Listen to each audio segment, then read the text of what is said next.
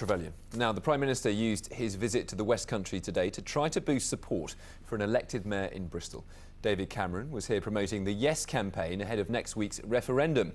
But opponents say an elected mayor isn't needed and isn't wanted. Here's our political editor, Paul Beltrop. Striding determinedly into centre stage, the PM hoped to swing the result of next week's mayoral referendum. Thank you. Thank you very much. The audience, mostly Conservative, but some from other parties, favour change. Let me ask you this. Does this city's politics let Bristol down? He was preaching to the converted. The worry is that outside political circles, few people care or will bother to vote. But that would be temporary, predicts the Prime Minister. All the evidence is when this has been done elsewhere, you get a low turnout in the referendum, you get a relatively low turnout in the first mayoral election, but unlike other local elections where the turnout stays low, mayoral elections, the turnout tends to go up. It was organised by the Yes campaign, who say they're not sure of winning. I think it's touch and go. But the more people we get to those polls, the more likely it is that we'll get the result that we want. The No campaign is lower profile, with no razzmatazz since its launch earlier this month. They don't particularly want celebrity politicians.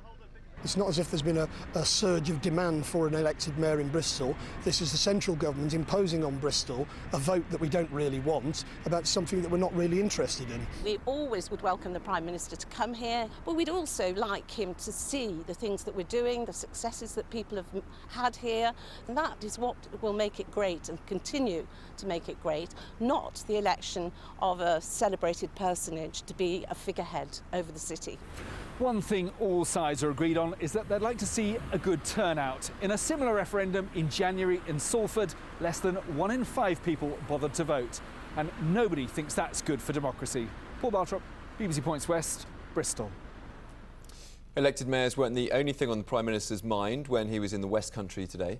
Mr Cameron dropped into Filton's aircraft factory too. He recently announced a £300 million deal for 11 new Airbus planes. The government says Britain must do more manufacturing and rely less on banking. But many companies say they're struggling to find the next generation of skilled workers. To train an apprentice for 4 years, it cost me about £47,000 in salary.